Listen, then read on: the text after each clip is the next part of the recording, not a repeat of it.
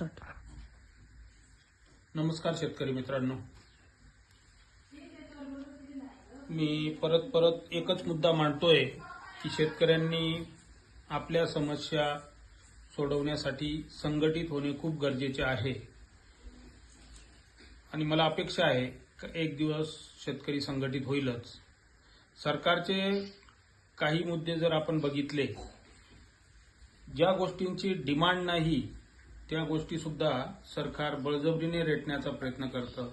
उदाहरणार्थ, हजारो कोटींचा शक्तीपीठ महामार्ग कुणीही मागितलेला नव्हता, कुणाचीही डिमांड नाही. मग त्या शक्तीपीठ महामार्गात कोणाचं साध्य होणार आहे, हित साध्य होणार आहे, ही एक विचार करण्यासारखी गोष्ट आहे.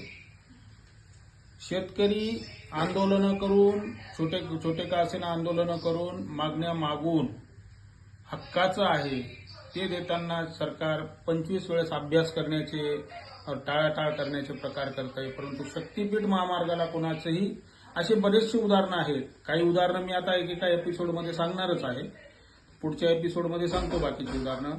ह्याच कामांसाठी शेतकऱ्यांनी एकजूट होणं खूप गरजेचं आहे, ही परत मी एकदा विनंती करतो.